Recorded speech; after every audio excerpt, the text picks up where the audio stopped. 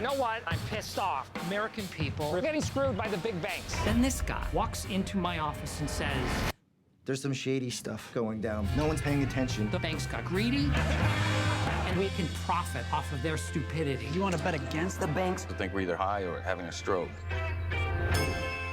Kind of brilliant.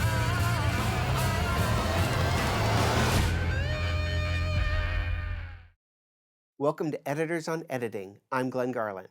Hank Corwin has edited such emotionally charged films as Natural Born Killers, U-Turn, Nixon, The New World, and The Tree of Life.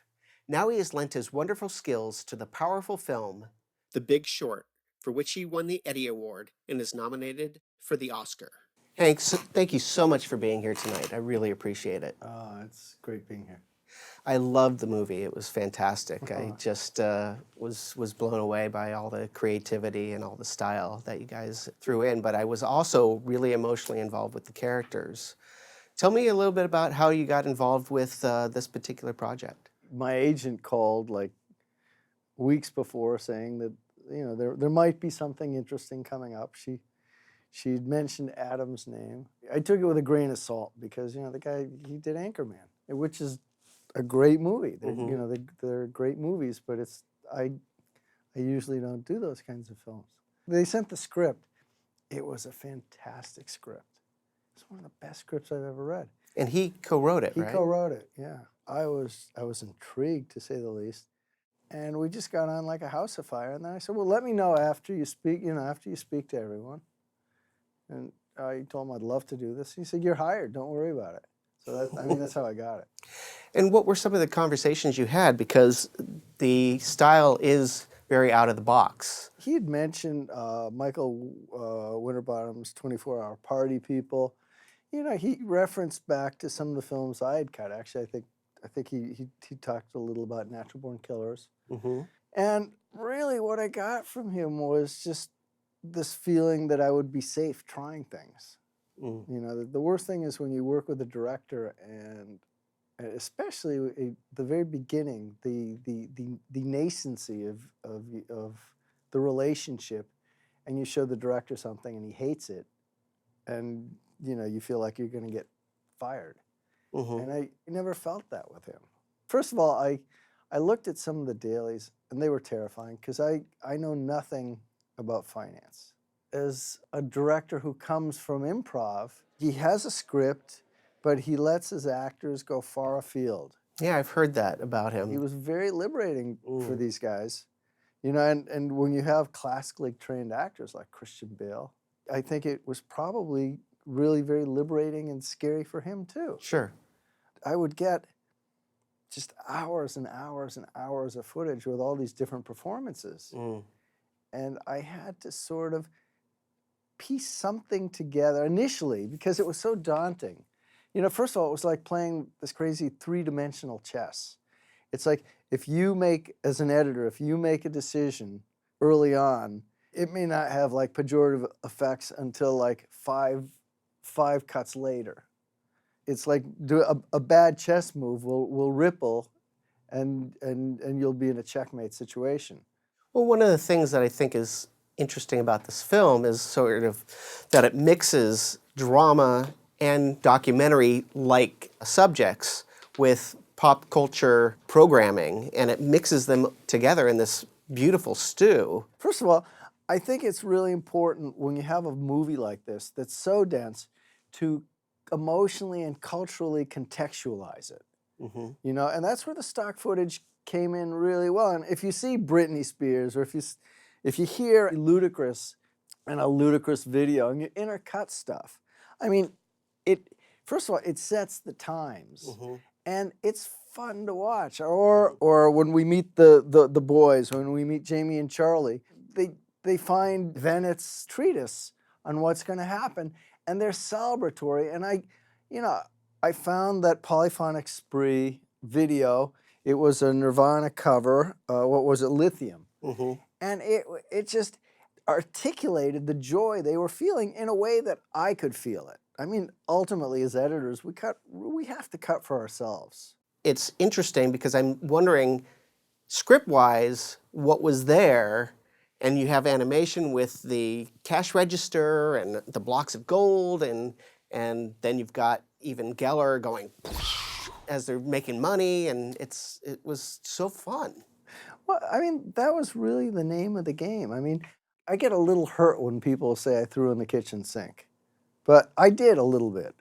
It's like we had to make this film understandable. We had to make this film fun. I mean, the other task I had was differentiating the groupings. Bale is very different. The Bale Burry character is very different than the Corel Mark Baum character. Absolutely. You know, and so editorially, I chose to have different styles for each grouping. Towards the end, you know, they all end up on the same roller coaster. And the editorial styles, I had them all converge, you know. So the last act of the film becomes very somber and very simple, whereas you had the pyrotechnics up front. Initially, my big fear was that people wouldn't be able to tell who the players were and who, you know, which groupings they belonged to.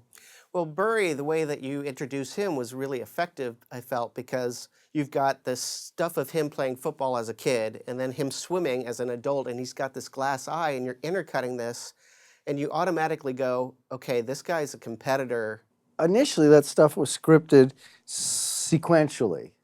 You know, he started playing as a kid, playing football, and we go to swimming, and ultimately we go into the office. And I'm fascinated by like origami, you know, and being able to fold scenes and emotions into themselves, because this film could have been very long and deadly. So I was just intrigued by being able to fold scenes into themselves and into each other, you know, and have it be sort of synergistic. So it almost becomes, as opposed to montage, it becomes like a collage. I don't know if I'm being... Yeah, I mean, with Baum, he's talking to his wife, and you see the energy that he's got when he's on the street with his cell phone, and then you go to these haunting shots of what must have happened to his brother committing suicide. You really get into this guy who's conflicted of, like, he's in this supercharged world, but he's also a very emotional, sensitive man inside. And by juxtaposing those things, you really get a lot more layers to this character. So much editing is, I find it very two-dimensional, you know, and it's, you know, it's there. I mean, they call it the invisible art, as you know, which I sort of take umbrage, you know, to even the term, because, you know, because there is, it can be invisible. It doesn't have to be. If you have an actor, especially a guy who's reaching like Steve Carell, who's doing improv, he's reaching, and, you know, he's trying different things, and he doesn't succeed, and he keeps trying, and he keeps trying. You find these moments where he's frustrated. You find these moments where he's happy, just subtle things. And they might not even be part of that part of the scene. They aren't at all part of the scene. You know, but I find if I use them, I'm finding like a moment of the real Steve Carell, who is the real Mark Baum at the moment. Interesting. And so, you know, the cut does it isn't necessarily a perfect match cut, but I don't care. Well, you were cutting for emotion. I know with Burry, there were a lot of jump cuts that you were doing when he was talking, and it didn't throw me out because I was emotionally connected to him. I think that the invisible part comes because we're afraid, like, oh, people are going to see it as a movie. But if people are emotionally invested, and now the audience is so savvy, having watched music videos and watched so many documentaries and watched so much, that you can get away with a lot of stuff. I will never sacrifice like the emotional impact of a scene for a concept of a match cut or simplicity. You know, I think that's like film school crap that I don't think has much validity in and of itself. Sure. One of the montages that I thought was fantastic was when Burry is studying all the mortgages. And one of the things that was really interesting is you started cutting to these lights, and what I started thinking is like brain synapses. That's exactly what it was. Yeah, it was like, oh, this guy's mind works so fast. And that's what I was getting, instead of just going, oh, he's looking at numbers, He realizes there's a problem. You've actually thought it out. For me, the mandate was to make it so people feel, they understand there's something synaptic about it, you know, like the synapses in the brain, without necessarily understanding it, but sort of emotionally understanding what's going on. I mean, you've articulated it. You're the first person I've spoken to who's who seems to really understand what I did there and why I did that. So even if people don't get it subconsciously, they understand. Yeah, I mean, years ago, I did a bunch of movies with Oliver Stone. The end of Natural Born Killers, there's this whole music video I did to I think it was a Leonard Cohen track. And there's a train. I told him, man, the train for me represents death. And he said, Hank, just shut the fuck up. Just shut up. I don't want to hear it. Just do it. For me, I always have like a subtext, a shot. There's a reason why I love a shot, and it may be because it reminds me of something that happened when I was 13. And I don't have to articulate it. I find actually when I articulate it, I sound like a fool. But if I can get the flow of that emotion into that shot and a number of shots, then I've succeeded. I've created like an emotional context. Again, that's why some of the stock footage is so evocative, because it's the cultural stuff. How did you go through all the stock footage? Was your assistant like going through mounds and mounds of stock footage? You know, YouTube is a terrible thing, you know, because as you know, I mean, you can't get stuff. I knew what I wanted, you know, so I would be going and I'd just start finding things, and I'd have my assistant say, I want that, I want that, I want that, please get me that, do that, this. And then I'd say, okay, I want to feel sad. I want to feel ennui, like this existential boredom. Find me shots like that. And so they would find me shots, and I'd say, yes, I love that. I don't know about that. Yeah, there was one sequence that was simple, but it was really evocative with stock footage, where you have these flashes to white and these people parting, and it's like the world is burning, and yet they're parting, and you've got this needle, like it's reached the end of a record, and the needle's and it's just very intense. I was so lucky that we had our composer, who was a young guy named Nick Bertel, who was working with me. I would show him dailies, and again, I'd say, I want to feel this. I want to feel sad here. And it might be when there was happiness. So you'd have that juxtaposition of imagery and sound. And he would just play stuff to dailies. There was a lot of good stuff. And Adam was very rigorous about making the film shorter. I fall in love quite easily. Well, there's also a lot of characters to follow. I mean, it's not just one character's film. The fact that we were able to get it down to 206 was a feat of editorial engineering. But it was partially due to the fact that Adam was so rigorous in not having any fat. You know, whereas I might have, to the detriment of the film, I might have had a little bit more.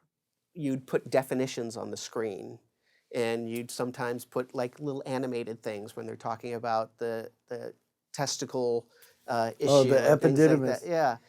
Yeah, I thought it was gonna be. I thought it wasn't scripted. I thought it'd be fun. I had my assistant. I had an assistant she's a fantastic artist. Because the character in one of his improvs had mentioned an epididymis. And it was just, to me, for some reason, maybe it's because I'd been in the room for 16 hours, I found it hilarious. You know, so I went to Wikipedia, I found a drawing of an epididymis, and I asked her to animate it, and she did. I think she did a wonderful job. And that was her animation Yeah, that I ended believe up it in the was, final. yeah.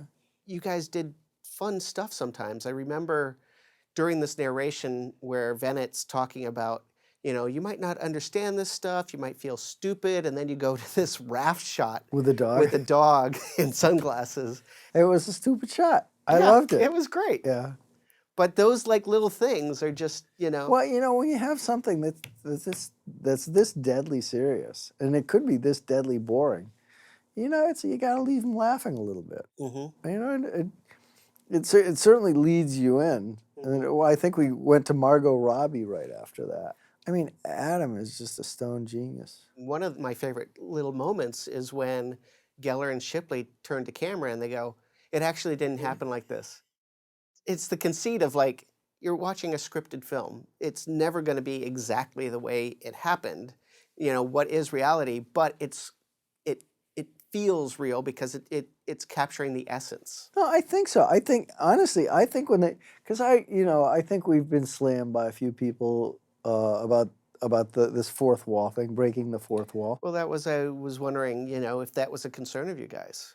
Certainly not for me. And I think Adam, he's above my pay grade. He might have sweated it in the beginning, but he never let on. And I don't buy, the film theory. Most of it is bullshit. Seriously, it is. And I don't want to sound like I'm really down on people who cut well. Mm-hmm. But in a film of this complexity, I feel so strongly it's got to be entertaining. Well, I mean, one of the reasons why I think you can get away with it too is because it's satirical in a way. I mean, seriously, I feel like I'm financially inside of you or something. Okay. I'm jacked. I'm jacked to the tits! Good.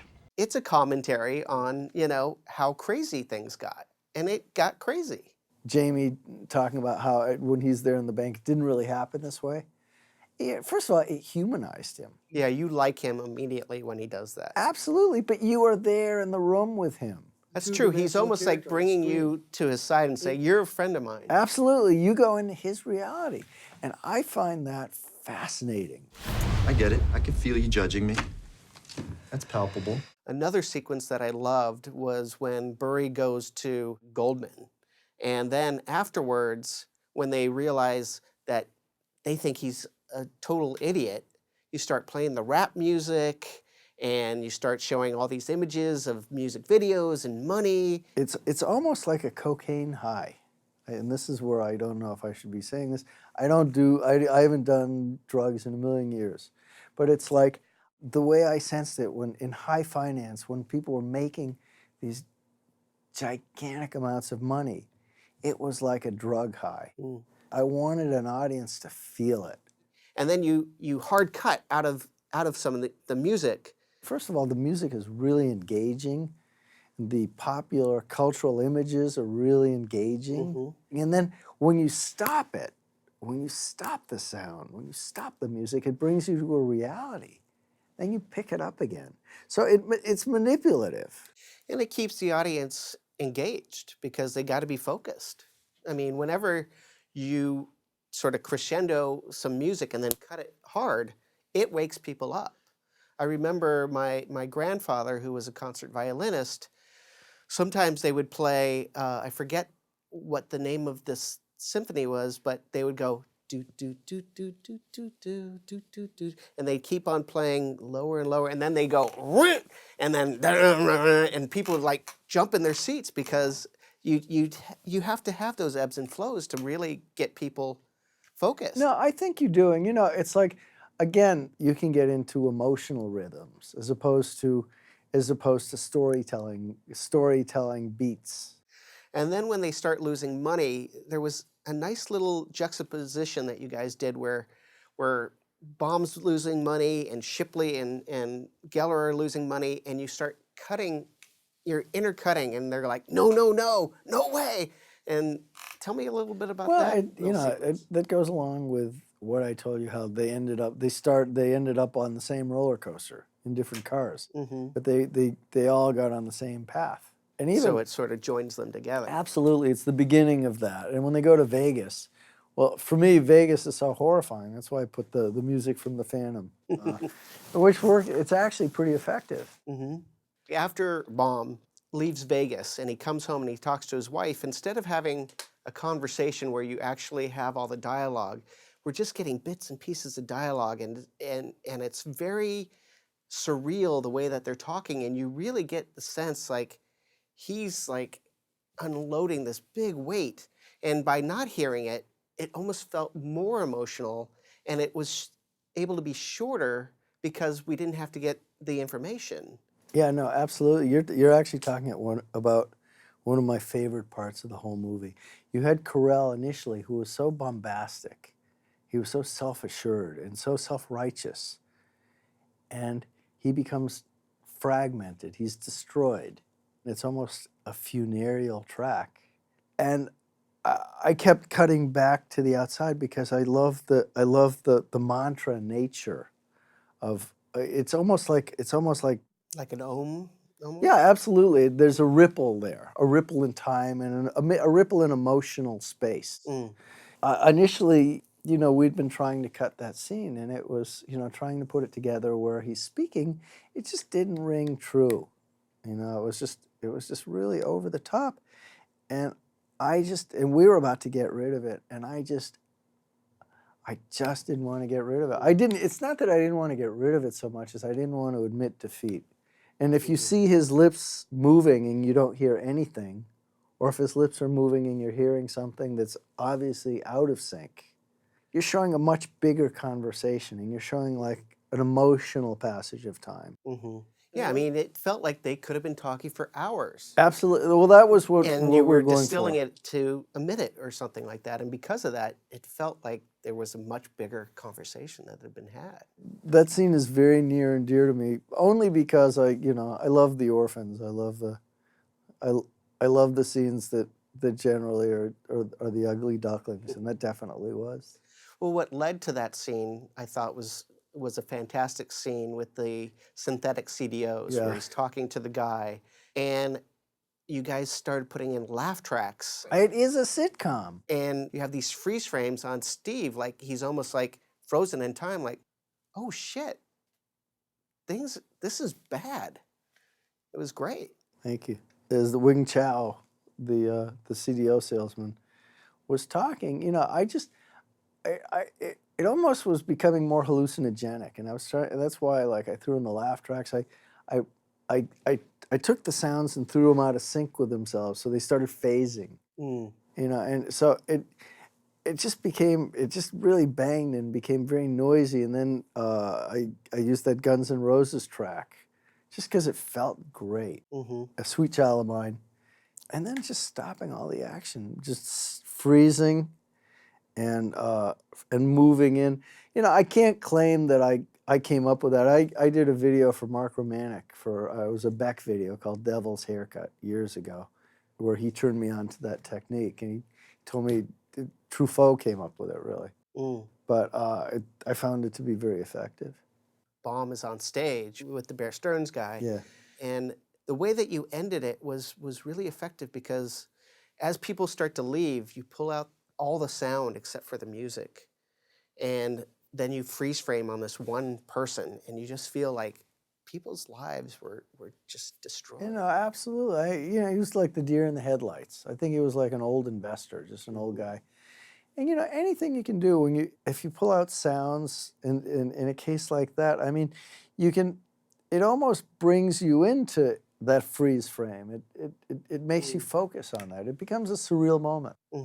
You have that wonderful, almost like mythical, this is what happened, and all these people went to jail, and they fixed the economy, and I just love that little sequence that you guys put together. Was that in the script? It was in the script. Yes, we're gonna fix it. That Neil Young track is amazing. I remember my wife's like, I'm so angry. I know. She's like, I'm so angry. Well, you already knew this stuff. And she's like, yeah, but you forget, nobody did go to jail. And it's right back where it was. Absolutely. So what would you say were like your greatest challenges with this film? I didn't have huge difficulties cutting this movie. I had a ball. And initially I thought I was going to get fired. You know, Because you were taking so many chances. yeah, it's like when Adam signed on for stuff, it's like, holy cow, you know, and I think we cut it really quickly, I think. Were you sending Adam cuts while he was shooting? I'd been cutting for 3 weeks, and he came in, and I showed him this tranche scene. No one is paying attention. And then that happens. What is that? That's America's housing market. I showed him Mike Burry, initially with the swimming and the football. And to his credit, I mean, he said, he walked in, he looked at it, and he said, you know, I'm going to leave you now. I'll be back in 2 weeks. Just keep doing what you're doing. That was fantastic. I mean, when does a director do Total that? trust. He didn't want to like get in your head, because sometimes if you do get notes too early, it really like affects you. Yeah, this guy, Adam McKay, is seriously the real deal. He is, he's just an amazingly talented guy. I'd follow him to the gates of hell. This guy's great. And we've talked a bit about some of them, but what are some of your favorite scenes? I love the whole movie. I mean, I can honestly say that. I loved it too, and Thank I you. was a big fan. Thank you so much for being here. I really appreciate it.